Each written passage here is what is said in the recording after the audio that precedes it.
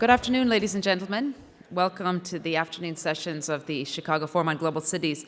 I'm Niamh King. I'm the Vice President for Programs at the Chicago Council on Global Affairs. We're thrilled you're here. So we have two back-to-back panels in this room. The first one is Reimagining Urban Infrastructure from 2 until 3:15, followed by Safer Cities from 3:30 till 4:45. We'll have a brief 15-minute break in the middle there where there'll be refreshments available outside. Both of these sessions are on the record and live streamed. We'd encourage you to tweet if you'd like, but please just make sure your phone is silenced. It's at Chicago Forum or hashtag Global Cities 2015. I'll be back up at the end of the session at 3:15. I'm going to welcome now Adam Lowry, the Chief Greenskeeper at Method Products, and that flash talk will be directly followed by, Reimagining Urban Infrastructure by about 4 seconds. That's all right. Moderated by Simon Kuper of the Financial Times. Please join me in welcome Adam. Thank you. Hello.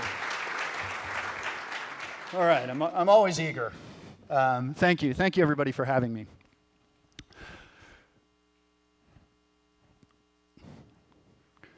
Chicago, factory. Hold those two words in your mind for a moment and think about the images that they conjure up. Smokestacks. Yeah. Smokestacks, probably images of the Industrial Revolution, pollution, maybe Upton Sinclair's jungle.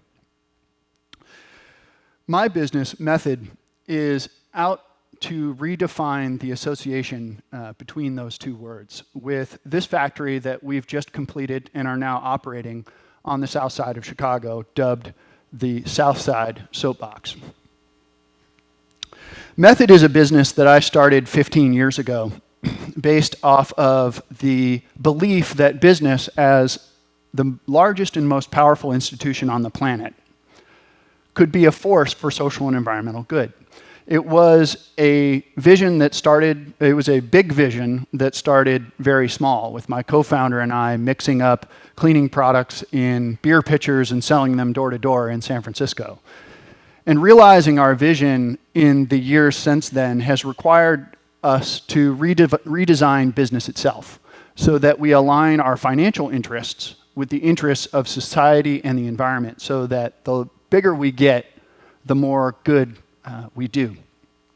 With our factory, when you drive up to the factory, you're immediately aware that this is different from a traditional factory. Instead of a smokestack, you see a windmill, and not just a small windmill, but a 250-foot windmill and solar trees that rotate with the sun. When you go inside the factory, you see bright colors. You see daylight, vibrancy. And all of these things are things that we do as a part of the design of this facility to connect with society and the environment, not just to align those interests with the interests of our business, but to demonstrate, as we have, that sustainable business is a better business. In the 15 years since I started this business, many companies have struggled through the 2 recessions that we've gone through in that period of time. I'm proud to say that Method is both the largest and the fastest growing green cleaning products company in the world. And I think that's proof that we're proving that a more sustainable model is a better model for business. The factory itself, when it came time to build our first factory in the United States, we certainly wanted to achieve some great metrics. The plant is certified LEED Platinum. It's the first certified LEED Platinum factory in all of the consumer products industry, and only the second that I know of in the United States. But we didn't start there. We actually started with our values as a business, which are what you see behind me. What we asked was, what does the community and what does the world need if we're going to come and inhabit this place? And actually, place was the first thing that we thought about. The world is urbanizing, we know that. To put it in perspective, we're in the midst, in the next 30 years, of the greatest migration of human beings in all of human history. And so if we want a verdant and prosperous and enjoyable world, we need to invest in the cities we already have. That's why when Method was looking for a site for its Southside Soapbox, even though it would have been much easier to go out far away from our cities and get a piece of land for free, which we could have. We actually built this facility in the inner city. This is the first factory built on the south side of Chicago in more than 30 years, according to Alderman Beale. And it's built in the historic Pullman district. Pullman has a rich industrial history. It was where George Pullman built the first company town, complete with the factory and housing and firehouse and so on. But it's suffered from decades of disinvestment. And often when people talk about Pullman, they talk about its historic past. But we, along with some of our neighbors, are trying to create a future for Pullman that is equally as worth talking about as its historic past. As you would expect in a sustainable facility, we use a lot of green materials, everything from the steel and concrete that we've built the facility out of to the lighting that lights the building and so on. Of course, it's powered by renewable power. And this is a facility that has enough renewable power to operate solely off of the wind and the sun. One of the more innovative things in my mind that we've done is with water. So one of the great attractions of the city of Chicago is the Great Lakes and the abundant resources that we have there. But as a matter of philosophy, if we're going to create a sustainable world, we've got to keep the Great Lakes water in the Great Lakes. And through a partnership with the Nature Conservancy and Michigan State University, every single gallon of water that we use gets put back into groundwater aquifers within the Great Lakes watershed. So no net water use whatsoever. Chicago has a history of green roofs and many around the city and requirements to build green roofs. We thought, again, let's not just build a green roof, but what does the community really need? If you go to Pullman, you will realize that you can't buy a fresh vegetable anywhere around. People get their vegetables at gas stations. And so we thought, instead of just doing a green roof, why don't we have a roof that grows food? So the roof of our building, in partnership with an urban agriculture company called Gotham Greens, is the largest rooftop greenhouse in the entire world. It is more than 2 acres and will grow more than 1 million pounds of fresh leafy greens every year, most of which will stay in that community. Speaking of which, we also believe in investing in people. So these are green manufacturing jobs. They're well-paying jobs. They're jobs with full benefits, with incentive compensation for performance and 401k.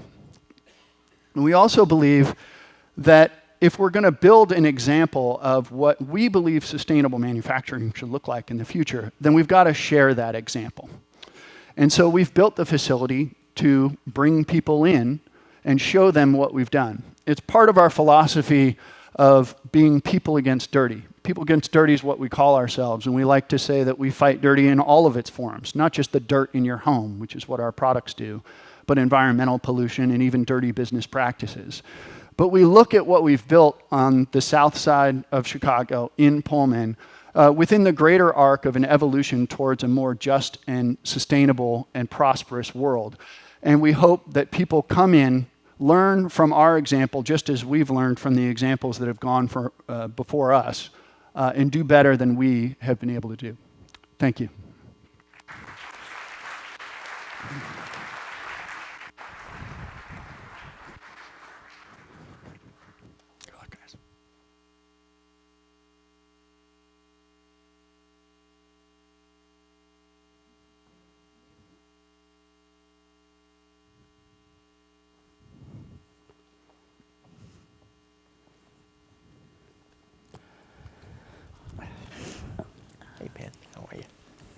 Well, thanks very much for coming. Good afternoon. And as we've been hearing this conference, the world's population has been moving to cities. Already more than half of all humanity lives in cities, and that proportion is projected to reach 2/3 by 2050. And as cities get bigger, we're getting new and unprecedented strains on their aging infrastructure and their antiquated urban planning. Cities need more housing and more public transport. So how are we going to cope? How could global city leaders, the private sector, and civil society work together to enlarge and upgrade the cities we have? And how do we make sure that what's done is not just done for rich people, which has been the trend of the last few decades? Now, we're lucky to have a group of experts here to discuss these topics and more, and so I'll briefly introduce them. Starting out there at the far left is Can't hear. Sorry. Abdullah Saeed Al-Shamsi is Executive Director of the Abu Dhabi Urban Planning Council Strategic Affairs Sector. Next to him is Henry Cisneros, who was US Secretary of Housing and Urban Development under Bill Clinton. Then we have Judith Rodin, who's President of the Rockefeller Foundation. Next to me is Theaster Gates, who's founder of the Rebuild Foundation and Director of Arts and Public Life at the University of Chicago. Now, Theaster, we were just talking about some of the work you've been doing using art to try to regenerate parts of the south side of Chicago here. Can you tell us a little bit about how that works? Sure. So the south side of Chicago is like many of our urban cities. In the way that Adam was just talking, there are challenges of disinvestment, what we would call blight, the failures of a kind of economic core in a place. And in some cases, just a lack of, there you go. Thanks, brother. A lack of listening, either by economic cores that matter or a private investment. And so in some ways, I've been thinking about ways in which the arts could make legible the possibility in neighborhoods like the south side of Chicago or in Gary.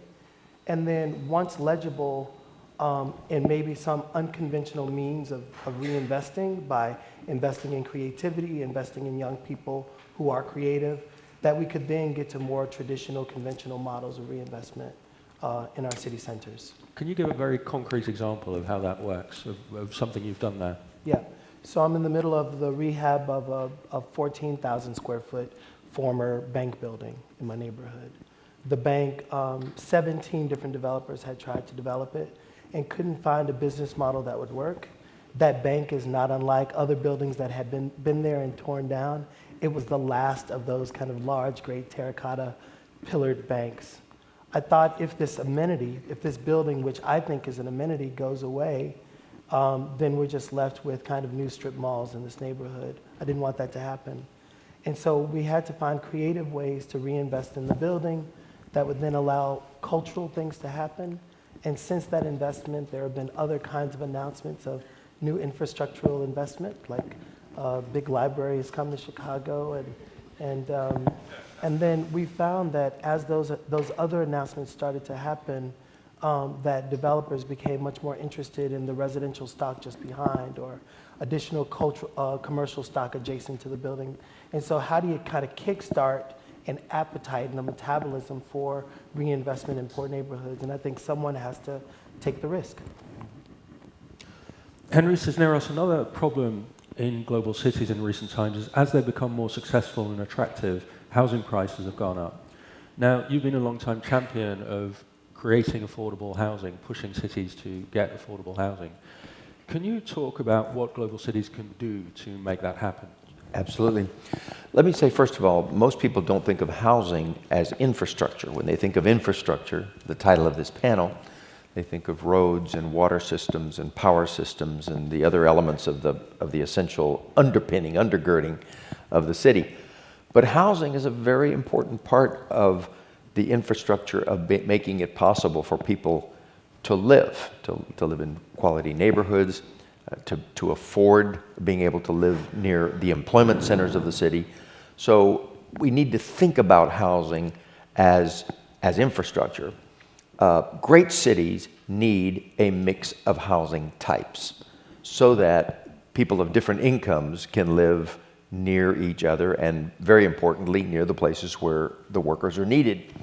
In recent years in the United States, we've seen cases where, because of the rising home prices, cities like Seattle, for example, which are very expensive, when there's an emergency, it's not been possible to get workers in to do their jobs. There was a bad rainstorm in Seattle a few years ago that knocked down trees, which knocked down power lines, and it was not possible to get the power workers in from the suburbs, the only places they could live at prices that blue-collar workers could afford. And so the city was paralyzed for several days as it took the workers that length of time to be able to get in, report to work, and get the work done. So that's just an example of why it is important. It's also important, obviously, because employers require workers near the core. And so cities are doing important things. I'm very impressed, for example, with the work in New York City, where both Mayor Bloomberg and now Mayor de Blasio have set very clear goals of tens of thousands of units, hundreds of thousands of units, and cumulatively, of affordable housing. And creating a regimen where developers know that they need to include affordable housing in projects, so-called 80-20 projects, where they get incentives and concessions from the city for what they want to do, but they include 20% affordable. So we're far behind the power curve. Let me just close by saying I'm very excited about this time for cities. I think we are actually living through a moment of renaissance in cities globally, and certainly the major gateway cities in the United States. That's a very positive thing. One of the few negatives about that is the escalation in housing prices, the effect of gentrification. And therefore, we need to be attentive to that one downside in order to make sure our cities function. Judith, Rodin, a big word you've been talking about is resilience. In fact, you have a new book called The Resilience Dividend, Being Strong in a World Where Things Go Wrong. Can you explain what is resilience for cities? Absolutely, and thank you, because the two prior speakers are really talking about more resilient capacity, whether that's social and cultural or housing and economic. Resilience is about the capacity of cities to be able to plan effectively and be able to withstand not only the acute shocks like floods or hurricanes or earthquakes and the like, but the slower burning stresses that are really putting the real pressure on cities, and that is lack of affordable housing, lack of cultural institutions, poor air quality. And Simon, as you said at the beginning, we see that global cities are so attractive. They are drawing demographics from everywhere in their countries. And we know that that trend of urbanization is going to continue. But many of the cities on which that urbanization is occurring so rapidly are on fragile ecologies, and they're very threatened by climate change. And so resilience is about building that kind of capacity that allows cities to become more sustainable, adapt to the climate change that has already occurred, which in the developing world is profound in many of these cities. And globalization makes these impacts more significant for all of us. It no longer is a simple local phenomenon. When Bangkok flooded in 2013, it took down a quarter of the technology global supply chain with it. So as we see these interlocked supply chains and other communities that are global, we really see the impact of the lack of preparation affecting the worldwide community, not only a particular geography. Thanks very much. Abdullah Al-Shamsi, I mean, you're in a city which unusually has quite a lot of funds to deal with these issues. And Abu Dhabi has put a lot of energy behind, no pun intended, put a lot of energy behind trying to deal with climate change and trying to revise its infrastructure for climate change. Can you say something about what you're trying to do there? Yes, Simon. Actually, as you know, first of all, the climate change is very important for each of us. The collaboration between countries and cities should be increased, and because no more we are living in isolated base. UAE leading a lot of initiatives in the Middle East and internationally. I want to just emphasize on one of the most important one, which is being announced in 2002, which is Abu Dhabi Global Environment Data Initiatives within the United Nations, AGD, we call it. That initiative, it gives a lot of, it gives a platform for the cities to understand more their situation and their baseline and where they stand in terms of the climate change. Also that we have another initiative, we are very proud of it, which is Eye on Earth. It was in 2011, and again, we will host it this year, October 2015. Also that we support the report on the climate change impact 2009 with the United Nations. And one of the most important initiatives right now, Master City. Master City is being established 6 years ago, and we have an institute, Master Institute, where that we host many students around the world to have the opportunity to come up with ideas, solution for the challenge of the to overcome the challenge of the climate change. Also, that I want to highlight our unique program in the Middle East in terms of the sustainability. We are running a program now for the since 2009, which is the sustainability program. It's called in Arabic Istidama. It is like a barely rating system, like LEED. Right. As you know that we are living on a very harsh environment where the rise of the temperature, humidity, and the dust. So adopting European or American standard or Australian standard, it would not work over there. We establish our own standards, and it is mandatory right now, and we encourage the private sector and the community to be part. We are not looking to the building itself. We are more looking to the whole surrounding, from the streetscape, air quality, the needs of the movement of the people. So we try to minimize the trip generation so people can do their business facilities. Also, we rely on the service. I'll come back to you for more later, but I just wanted to say something? interrupt. Go ahead. Sure. So about 70% of the infrastructure that's going to be needed in these developing world cities is not yet built today. And so the opportunity to think about infrastructure differently in terms of sustainability or in terms of resilience is profound. And it really will have earth-shaking, literally, impact. And there are all kinds of new materials. So you can pave with roads that absorb water more quickly and release it more slowly if you're in flood-prone areas. Why would you use the old materials? You can build bridges through 3D printed pilings that actually bend with wave action rather than break. Why would you build the old way? And so all of these new physical infrastructure, as well as new natural infrastructure ideas that are coming from all over the world, need to get integrated and applied as we start to think about what a 21st century infrastructure needs to look like in cities. I think Judith has put her finger on a very important point, which is we're at a point of inflection where not only are the cities having this moment of renaissance, and not only have the demographics in the world changed, so that, as you mentioned at the outset, for the first time in the history of humankind, more people are living in cities than in rural areas in the world.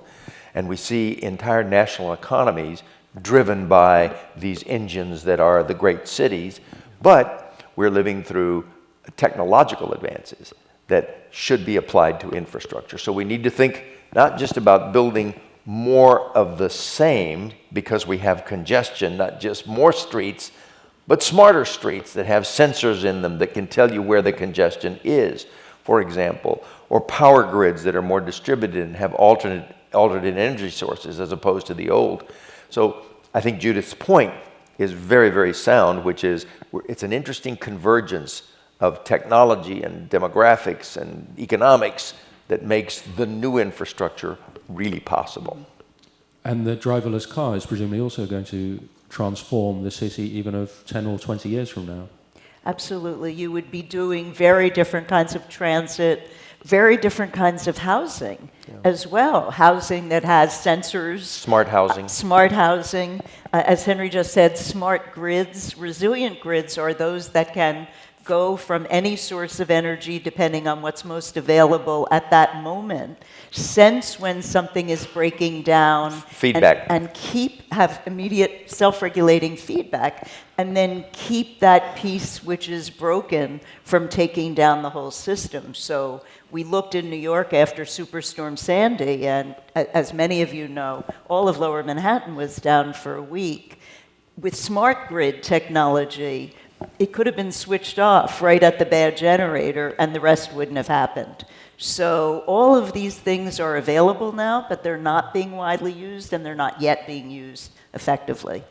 I mean, you're involved in New York's planning for future such events. I think there's a project, NYS 2100. Right. And you cite Medellin and New Orleans as other resilient cities that have done very well. And we were talking earlier about a certain city that is much less good at being resilient. So why do some cities get it together on this and actually plan, and why do others not? What's the distinction?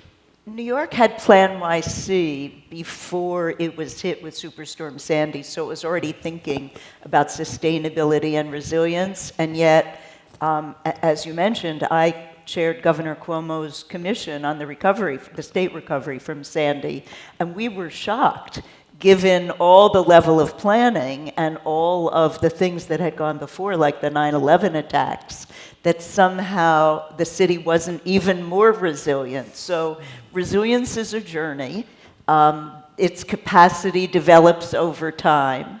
In our initiative, 100 Resilient Cities, we've had applicants like Rotterdam that I think, why do they need us?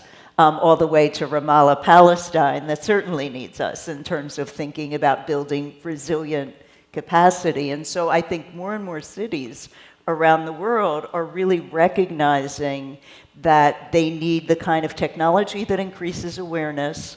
They need the kind of redundancy that allows them to have fallback capacity if something goes wrong. They need to do their planning in a more integrated way. That's across the silos of government and between government and the private sector and civil society.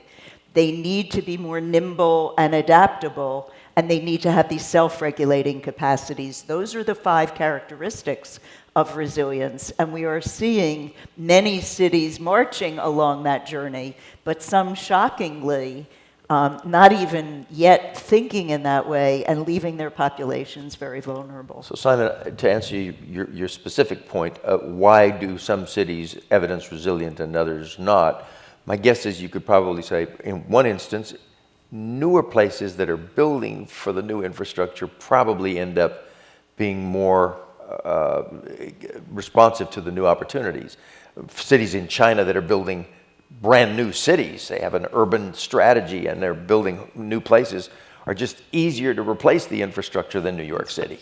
It's just embedded and legacy costs versus new. That's one. Another would be governmental models, so that the national governments in many places, in Brazil, for example, and places in Europe, are more understanding of the significance of their great cities and the role that they play. Japan, for example. So there's a lot of centrally planned involvement in infrastructure. And then finally, I would say the financing systems. We have yet in the United States to fully address the way in which we will do public and private financing of infrastructure. We took a kind of a look at that during the depths of the recession with the so-called Build America bonds, but as those phased out, we're now in this incredible situation where it is so obvious we need new infrastructure, we need an infrastructure bank, we need federal involvement in infrastructure financing, and we can't get there because of the partisan gridlock on this point. But Henry, there are over almost 150, I think, last time we looked, private investment infrastructure funds around the world. Many of them find the U.S. a very uncongenial environment in which to invest private capital. And very few we have no in the United capital States. budget, we have no ROI, we have no 5-year planning. So there are policy changes. Before the federal government even is asked to spend money, there are policy changes that would make this work. We, Rockefeller, have been investing in the West Coast Infrastructure Exchange, which is a collaboration among governors that says, let's forget about Washington. So it's California, Oregon, Washington State, and Vancouver. They think they need they're estimating about $1 trillion worth of new infrastructure over the next 10 years. And they're working out a common policy framework that will attract private capital. Yeah. The Rocky Mountain governors, both R&D, are doing the same thing now. So there are lots of evolving models for how we finance infrastructure in some new and very creative ways, but engaging private capital, which it's going to take. So, yeah, so I want to ask you about this conversation we're having about future smart houses, driverless cars, $1 trillion in infrastructure being raised. I mean, thinking about this from the perspective of the south side of Chicago, is that area going to be left behind as cities move into the next generation? Well, I mean, not even just the south side of Chicago, but just thinking about the question of equity as we think about infrastructure, and the question of human rights as we're thinking about the possibility of the future social. Very important. That in some ways, if we're not having a conversation about ethics and consciousness in relationship to infrastructure, then we'll nail the superhighways, or we'll nail the 200-mile-an-hour train, but we'll find that it's $75 to get on board to go from one part of a state to another, or bypass neighborhoods completely. Or bypass neighborhoods completely. And so it's how do you ensure that the players that are represented at the table when decisions are made are folk who are thinking not only about return on investment, but a return on a people, a kind of holistic treatment of a people. How do you ensure that in this case, poor people aren't left behind? But also, when I think about infrastructure, I think about how downtown Chicago works. I would say about 25 to 35% of our downtown is cultural, and that when people are attracted to the city, they're attracted to its amenities, as well as its banks, as well as the fact that Chicago is a great finance center. It's also a place where you can have a lot of fun, and a place where kids can learn great art. And it's going to be those creatives in the world who are helping to address major needs as we're thinking about a new city in Korea. I'm being asked by the Korean government to think, how do you develop community when 25 million people are going to arrive in a place at the same time? And I think that work of thinking about, like, well, what do you do besides house them and feed them and give them a way to get back and forth to work? That kind of nuanced work is a very complicated thing to develop, but it's one that should be included in the mix as we're thinking about the future of infrastructure. You know, Simon asked me about Medellin, and I didn't mention it, but it's a perfect example of this, where you build all of these things together. So 15 years ago, Medellin was viewed as the drug and murder capital of the world, many of you know. And part of it was and they tried to solve it with all of the traditional policies, policing, armies, paramilitary force, and nothing was working. And so a very forward-looking mayor with very engaged community leadership started thinking, maybe it's our geography that's the problem. It's a very flat valley where all of the economy is, and then very steep hills where all of the poor people were, totally disconnected from the economic and social life of the city.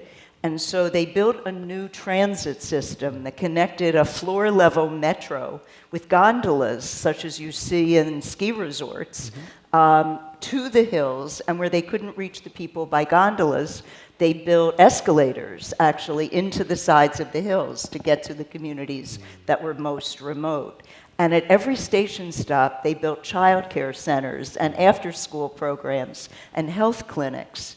So all of the people were not only connected to opportunity, but they were connected to hope. In 10 years, Medellin's crime rate had gone down 90%.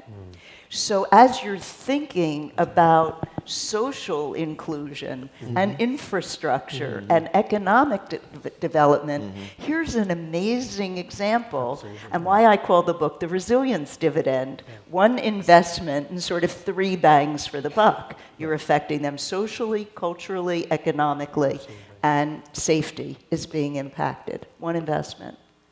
Theaster, I think, makes a major point. Although you use the word at the end of your discussion, should be in the mix. Yep. And I would argue that it goes beyond being in the mix. it's a question of intentionality. That is to say, what is it that cities are about? What are we trying to do, basically? And I would argue that one of the great roles that cities have played is creating the platform for social progress and equity, and that's going to become more important because the federal government, at least in this country, is sort of getting out of the business of assuring equity, and we can do that in cities. So the question then becomes, if that's the objective, if that's what you're trying to do, then all of your other decisions back that up, including the infrastructure decisions.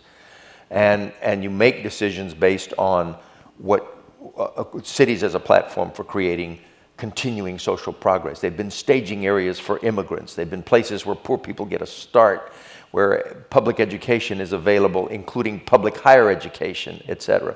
And all of these decisions, kind of mount together. When I was mayor of San Antonio, my goal, explicitly from the beginning, was to take a poor city and generate incomes for a poor population, a large Hispanic population.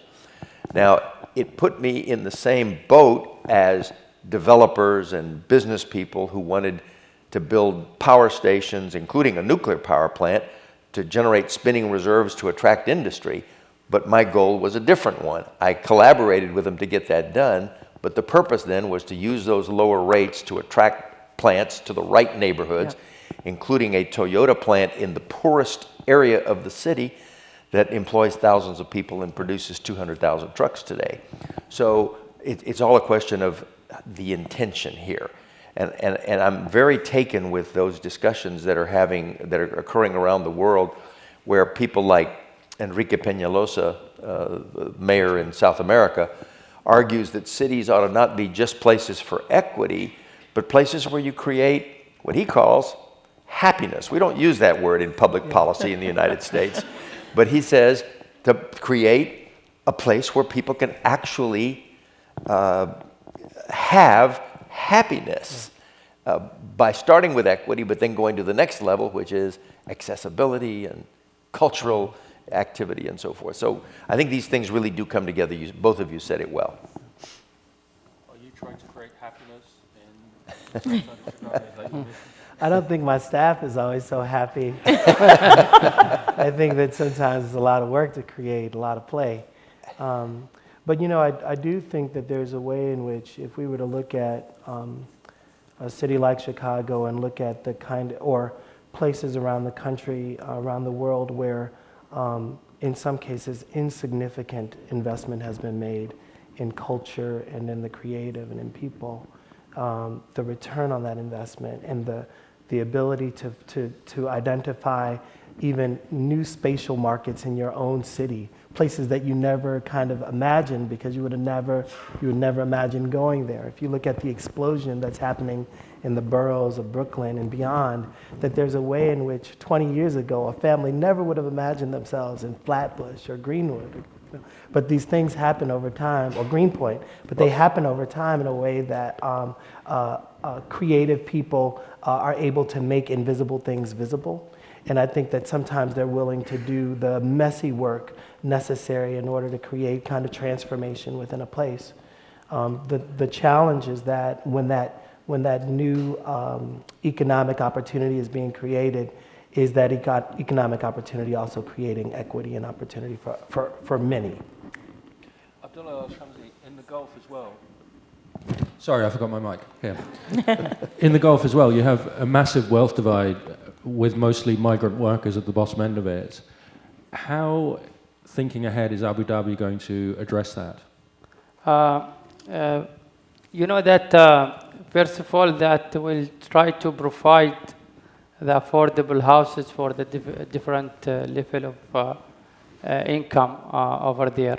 We have a similar experience to New York, where we encourage the developer to have like 20% from their development to target the low and mid income. Also, that the government running a program for the laborers camps and for the labor city, but I think right now we try to have it adjacent to the city. I do agree with my colleagues here that we need to more have the labor and the low income adjacent, and to be surrounding the other mixed use. That will give, first of all, from the social point of view, more sustainability, more security for the country. Also that it will reduce the pressure on our transportation, the city transportation. Also that it will have a proper connectivity to their work.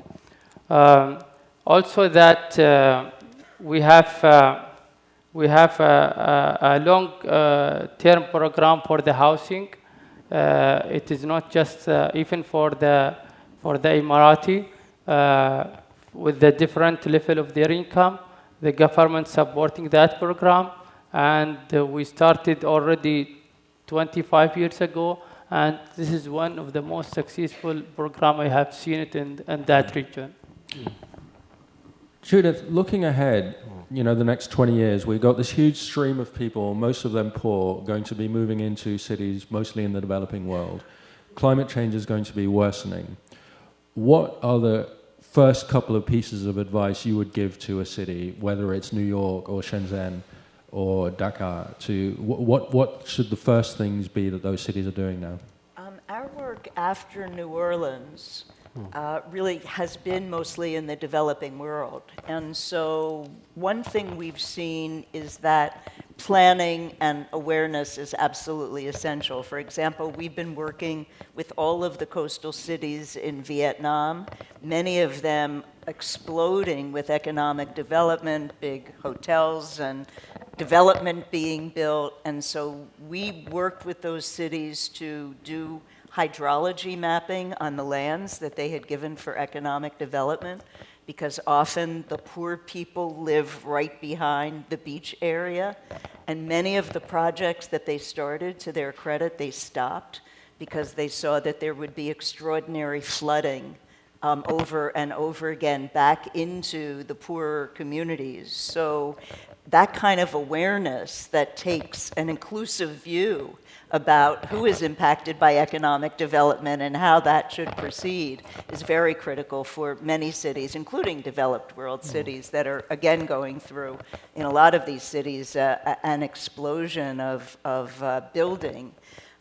So the notion of really thinking about social inclusion, economic inclusion, and infrastructure development together is the resilience framework that we are trying to teach them. So often, one development is at the expense of social inclusion, or we have poverty solutions in this bucket, and we have development solutions here. And we're working now with 67 of what will be 100 cities around the world to integrate all of that kind of decision-making and to argue that it's not all expensive.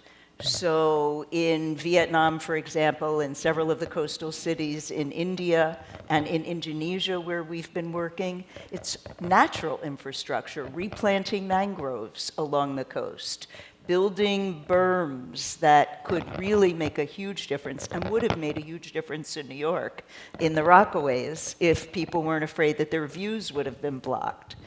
So there's a variety of things that aren't going to require the Dutch system of dikes, just if we talk about flooding, in many of these places that are absolutely going to be essential. And then thinking as you build about job creation.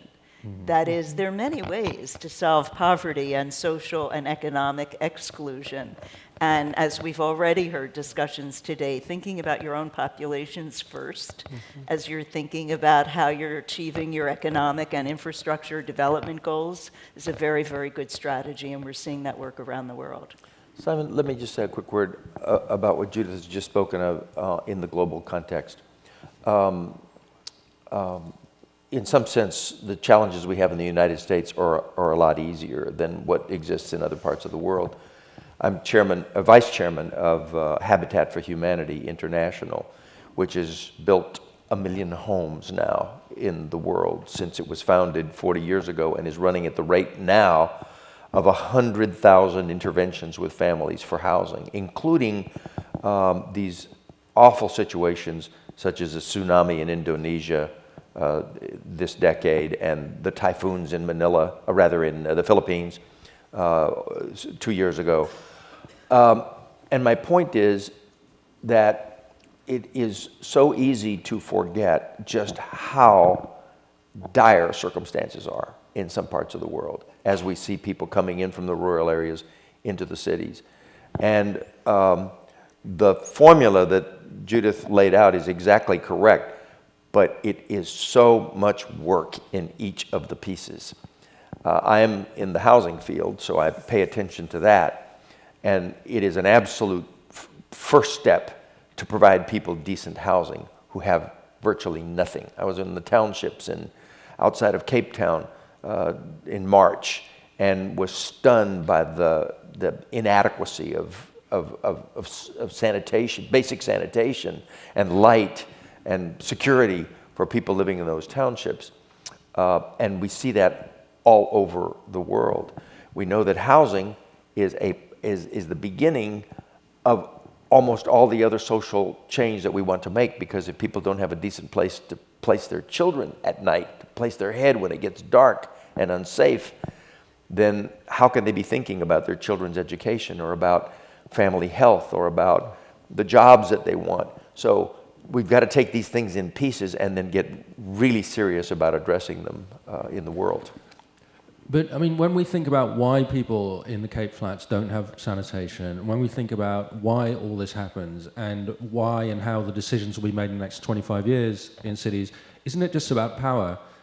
People who are rich, who don't want their views blocked, corporations have much more access to decision makers, have the money to create change.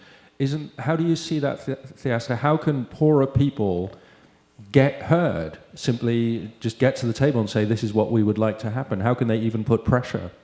I'm thinking for some reason about Bombay and kind of housing policies that exist in Bombay, where you have tremendously wealthy people who are completely, utterly dependent upon a different caste to kind of help meet their everyday needs. That there's a way in which, even though that system isn't perfect, there's a kind of inseparability that is evident between classes.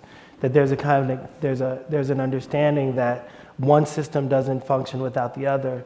I think that in other parts of the Western world, we try to separate those things and act as if they function autonomously, and then you find yourself with these back doors.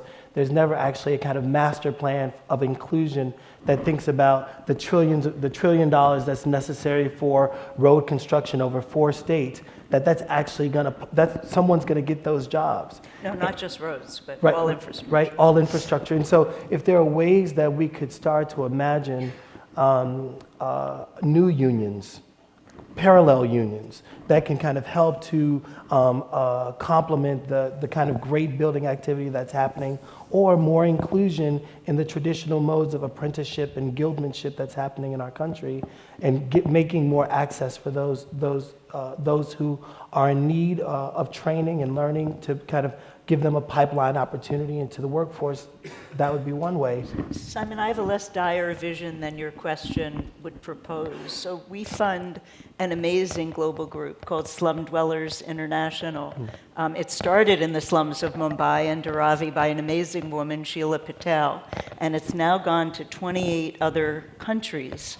And they started with a very simple premise that you can't matter if you don't count. And they meant that literally, not figuratively, because often in the censuses of the cities, the people who lived in slums were not counted. So they began a self-counting process so that they were included then, and they forced the municipal authorities to see those data. Behind that, they then developed savings programs so that each week a little bit was taken out. They had a loan program where they supported one another. And in so many of those cities, growing from that increasing degree of self-empowerment, we are seeing tremendous municipal pressure coming from those organizations who are living in the slums. in Kibera, in Nairobi, there's now several members who sit with municipal council when they're negotiating with the World Bank on infrastructure loans. And it all came from that beginning set of processes. So I'm not saying that's the solution. That's found in dire circumstances, but they have found amazing ways. But I think you're right, and NGOs and independent activities of that nature are going to be very important, but it will also be critically important to engage national and supranational, regional alliances to deal with these issues. When in the Philippines, with Habitat, dealing with the issues of the typhoon, meeting with the national governments, it became very clear to me that they're the only ones who have the ability to get to scale. They're the only ones who have the ability to marshal resources in a different way and address the reality of the need. In Asia right now, there's a moment of peace, nobody's at war, and there is enhanced prosperity in places that were once dire in poverty, India, China, and other places. So combining the moment that is peace and prosperity with a serious assault on poverty is a moment that presents itself globally.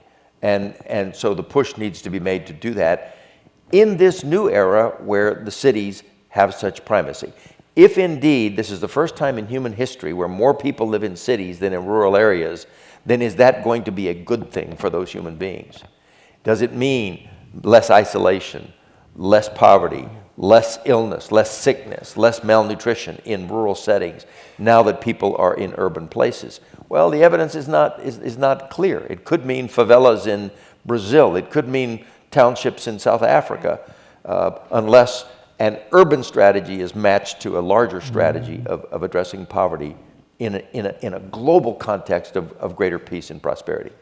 I mean, I'm touched that you're also positive and that slum dwellers are making change, but I can't help being cynical because I'm British, and I just feel you're also a newspaper man. Right, a double whammy. Yeah, I'm doomed. So apologies in advance. But Theaster, when you were saying something like everyone is connected, the rich people in Mumbai are connected to the slum dwellers. I mean, it's not what I see in many cities. Forgive me, it's not what I see in Chicago. Here we are in the magnificent big center of Chicago. Down the road, people are poor and killing each other, and that seems to work. It seems to coexist. Those things, they do coexist. They do kind of share geography, and I think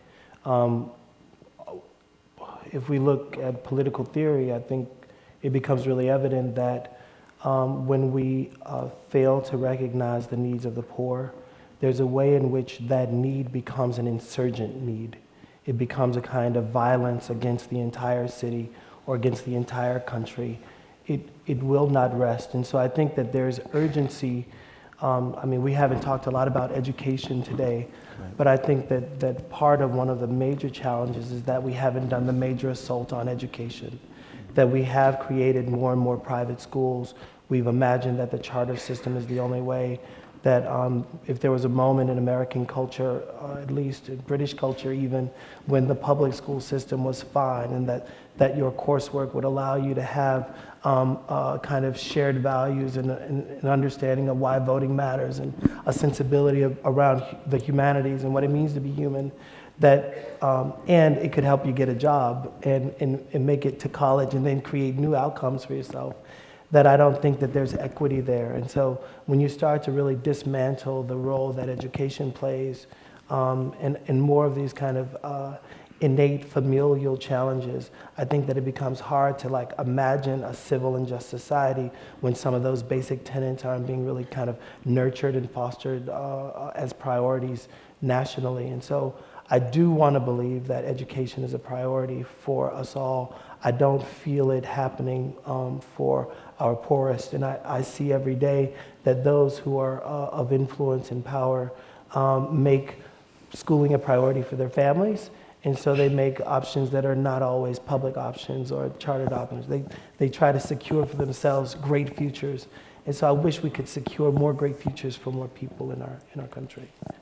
You know, there are several cities in the United States that are giving tax breaks to elderly people on public school taxes because they say you no longer have children in the school system and therefore you shouldn't have to pay for that.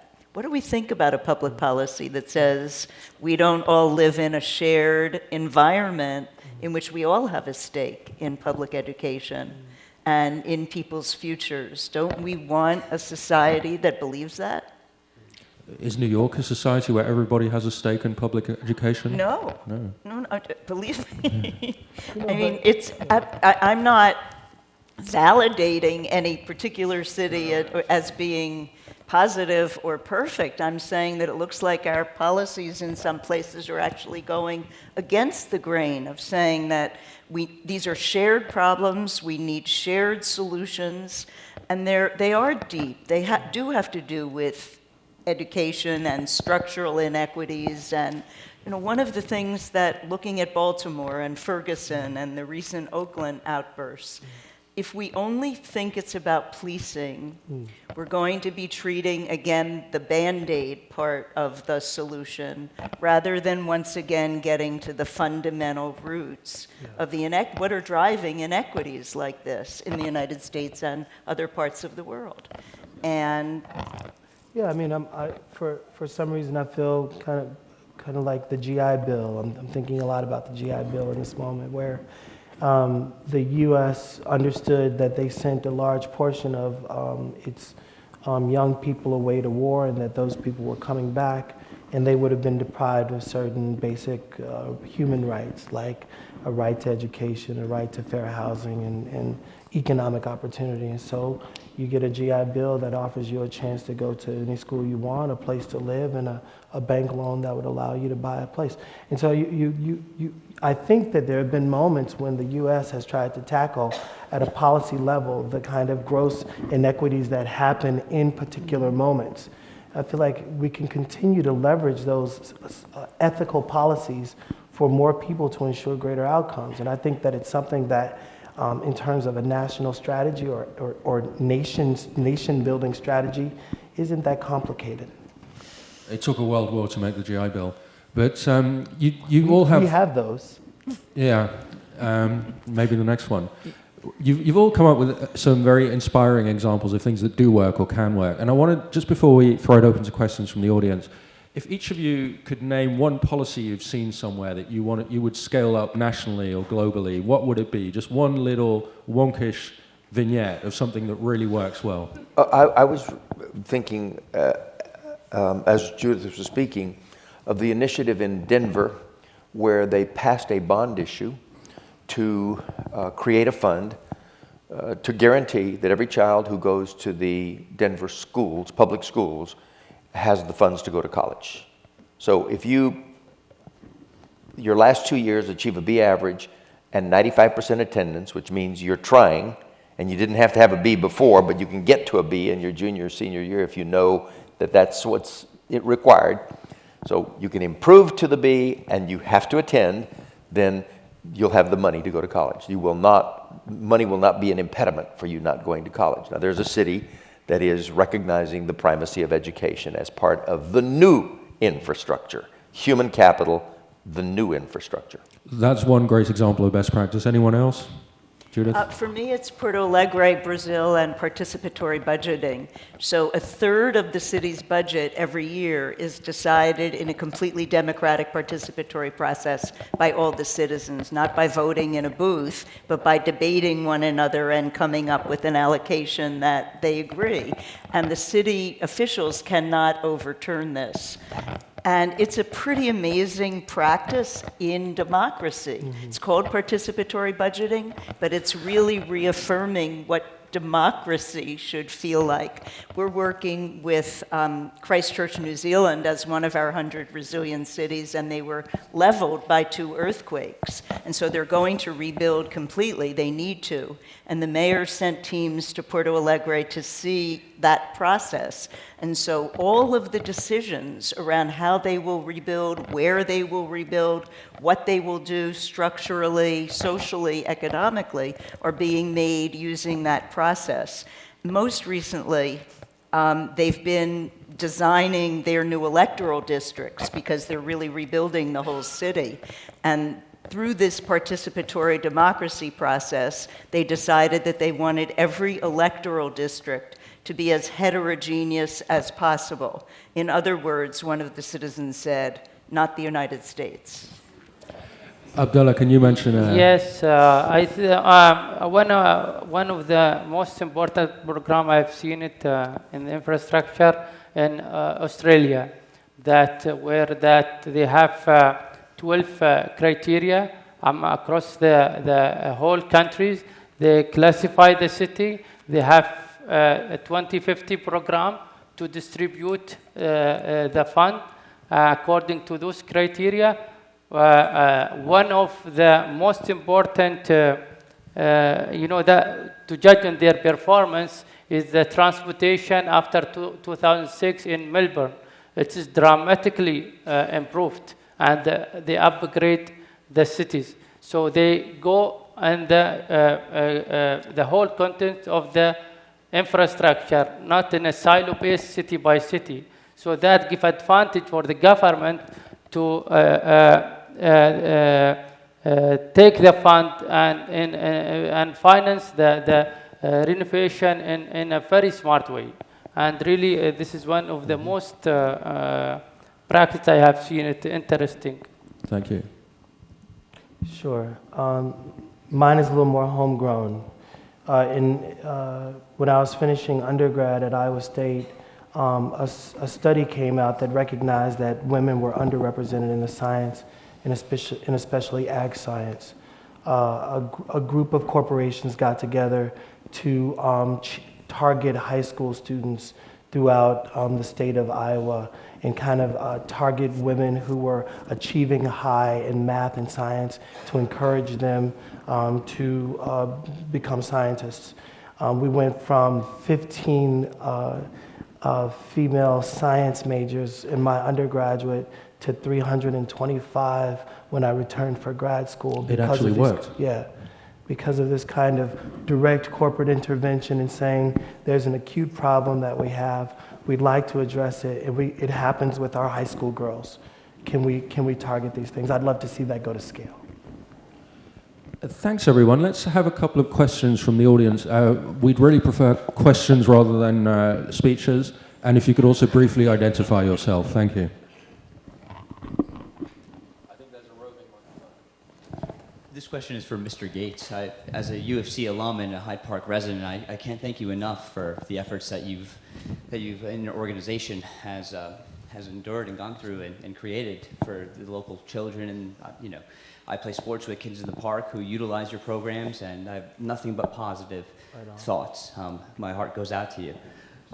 In terms of how you operate within the neighborhood, University of Chicago, as we all know, does not necessarily have the best reputation. And compounding this on top of the individual efforts of your organization, how would the greater institutional objectives of the UFC complicate things for you and your organization, specifically through examples like the Presidential Library, or, as we all know, the Trauma Center, or even some of the privatization of student housing?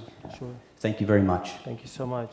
So if we could make this more about kind of the role that an individual plays in kind of establishing value where they live. There are things that we do as individuals. When we do things as an individual, we have complete agency and autonomy. We operate as a citizen with the right to use our private resources the way we want. When we operate within a not-for-profit structure, we're bound by a board, we're bound by a mission, and we try to do things as best we can to kind of fulfill with as much ambition possible the mission of that organization. When you work with large institutions sometimes have an agenda, and say in the case of the University of Chicago, its principal agenda is training students like you to go out into the world and do amazing things. But there's also a kind of mandate to be a good neighbor.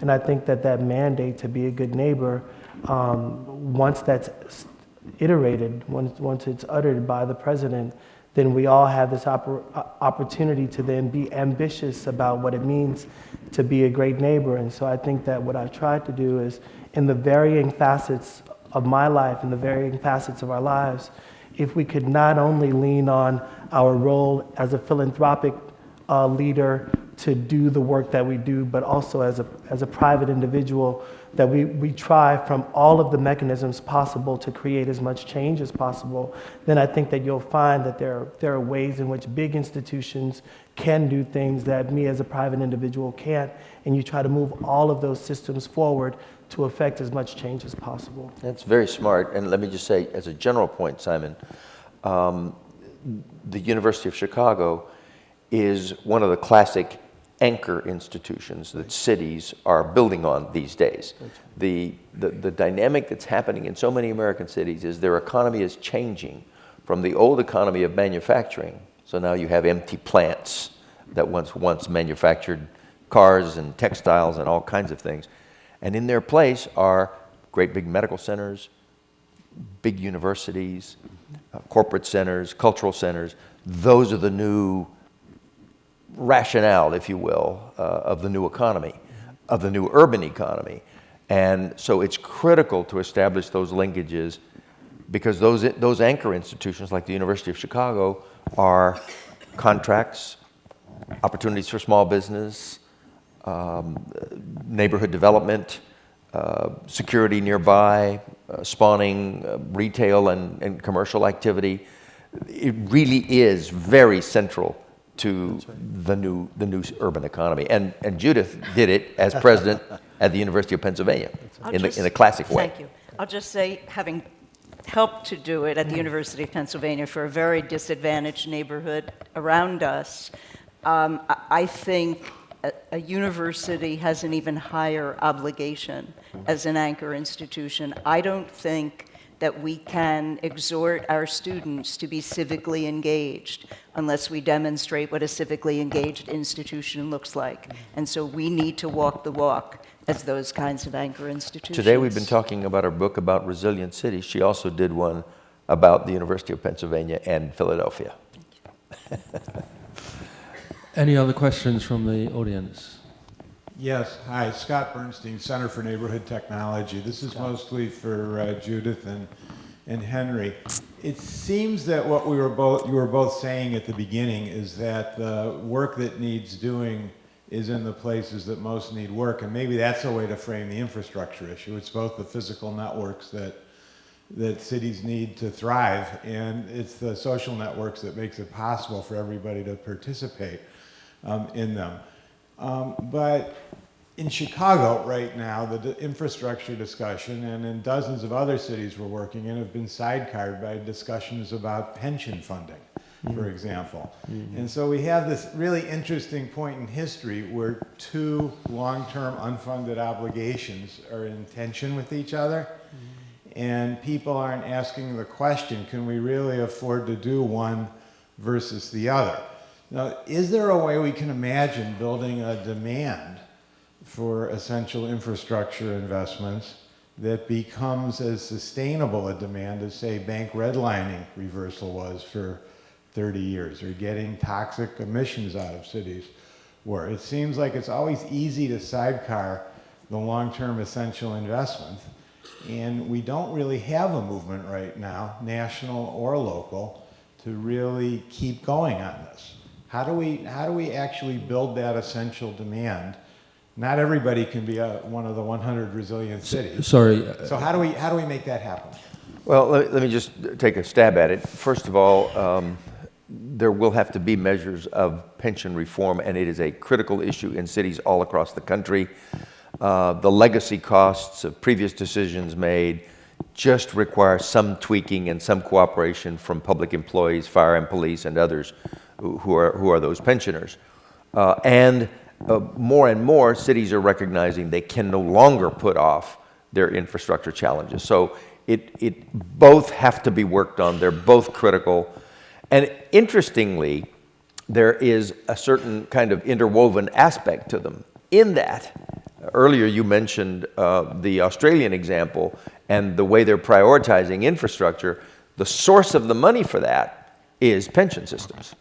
The superannuation systems in Australia are the reason that they have the money to invest in infrastructure, and they've figured out a way to do private investment with returns to the pension system by privatizing some of the infrastructure. Now, that's another whole difficult question as to the nature of privatization of some infrastructure systems. It's done in Europe, big time. It's done in Australia, increasingly done in Asia, and we're going to have to address that in order to address all of our infrastructure needs in the United States We're as actually well. seeing some localized examples of that. So in some cities, teachers' pension funds are being used at their request for rehabs of schools, where that kind of facility rehab is necessary. So if you can start to align those interests so that they don't seem competitive, obviously it doesn't solve the financial delta when they're massively underfunded, but there are many well-funded public pension funds that could be used to build greater capacity around issues that they feel they've been working for and are relevant to them. I think one more question. This lady up here, sorry. Yes. Microphone. So a couple years ago, I actually was at a next generation infrastructure in Australia conference, and I led the national security portion of it to get back to privatization. So one of the things they were struggling with is, and we have some of that in the United States too, is if we want to do resiliency or we want government involved with regional or national resiliency, getting access to data about infrastructures that might be privately held is kind of an issue. So while privatization seems like a really good financial model, and I think it's probably something we should look at, I think there needs to be some policies around how can we hold, or somebody could have access to data for when we want to do something more regional, it's not right in that city. So. Mm-hmm.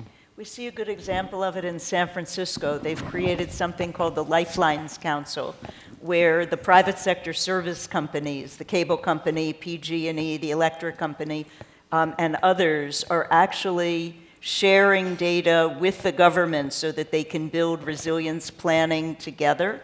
And they're not sharing everything, but there's enough to really develop a completely integrated San Francisco resilience plan. And more recently, they've been bringing in the sharing economy companies in San Francisco because their whole business model is built on a resilience principle, which is excess capacity. And they've been opening up their data banks as well. So I do think when there's trust and there's a sense of shared vulnerability as well as shared opportunity, but it may start at the local level and not the national level, where I think the mistrust is so much greater.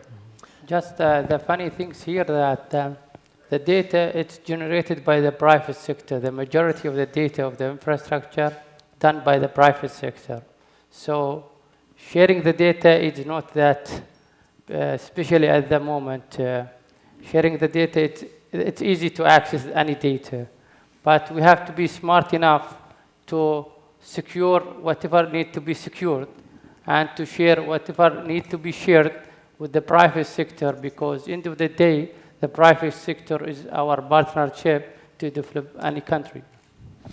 Just as an aside, we have a major public intellectual dilemma before us, which is how to deal with this question of privatization. Americans do not want their roads converted to toll roads and do not want airports privately managed because they don't trust the private sector to do it. And there's no better example of efforts to try to do it that have failed than in Chicago, in everything from airports to parking meters and so forth. But if we're going to have the money to do some of these things, that's probably the only model that will get us there, because it's just not going to be there from the federal government, and the states are strapped, and there is no more local resources. So we have some big kind of intellectual challenges ahead of us, and public attitude challenges if we're going to generate the capital for infrastructure. We're going to have to do some of this, but with transparency, with equity, checks and balances, but fundamentally, we're populist and we don't trust. I think we're going to have to wrap it up. We have huge amounts of new urban infrastructure to build for billions of people, and there's barely any public money left. So how are we going to do that? But you've all had some brilliant examples of ideas that actually do work. Thanks very much to the audience. Thanks very much to our excellent panel. Thank you. Good job. Thank you very Enjoyed being with much. you. We'll see you Good in work. 15 minutes. Thank you.